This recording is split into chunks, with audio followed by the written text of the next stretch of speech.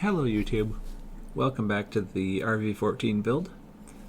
This is Flaps video 8, and in this video we will be dimpling, deburring, and beginning the assembly of the skeleton for the right flap.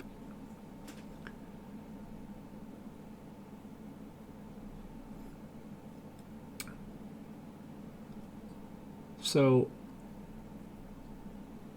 what I've got here is, I'm just using the pneumatic squeezer to do the dimpling.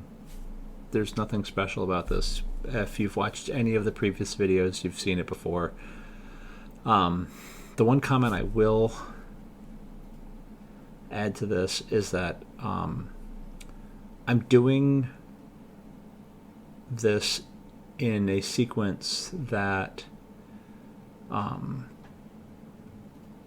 that keeps the flaps separate. I'm doing it right flap, then left flap. I fully have the left flap assembled, rather mocked up, as you saw on the sawhorses over there. And the reason for that is I don't want to accidentally build two of the same flaps or use a skin or a part upside down, right side out, whatever you want to call it, because the flaps basically they give you a bunch of parts that can be used in multiple ways. So I'm trying to be careful to make sure I don't just make a big mistake. One thing that you saw here was that I started dimpling on this skin. I don't know if it's the upper or the lower skin, and I'm doing it here as well. I didn't think it needed deburring, and it turns out once dimpled, the burr that was going to rest against the shop head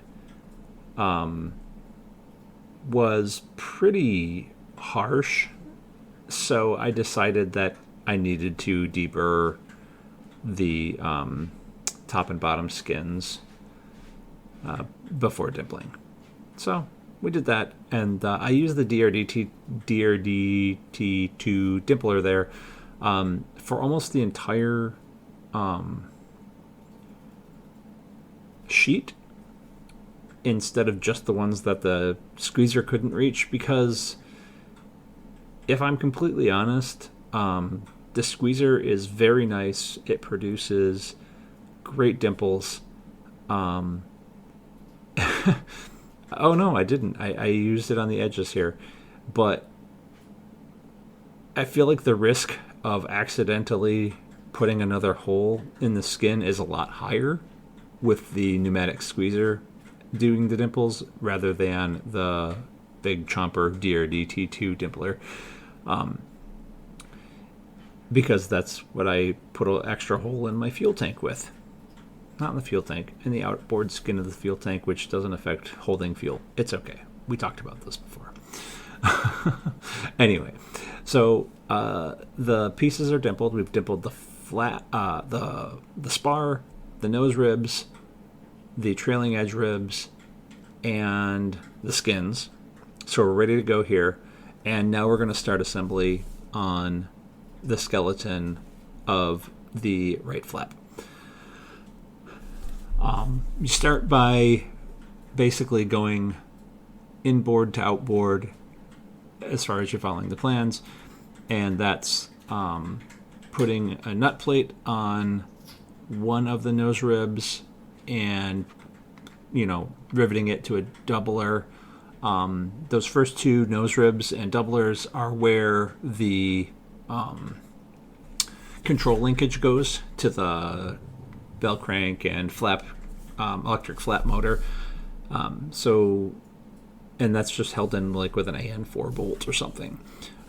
So those are, kind of critical to get right. You don't want your flaps to just like break off, I guess, or at least the control mechanism to break off. A lot of this is kind of critical, so I was being pretty careful with all of it, but you'll see right away that I didn't read the notes in the plan, and Oh, I also forgot to final size all of the holes and deburr all the holes, which we'll do correctly on the left flap when we do it.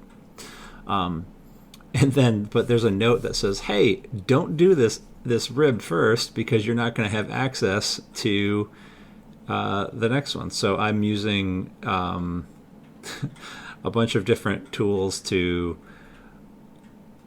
drill out, undo the rivets that I just put in.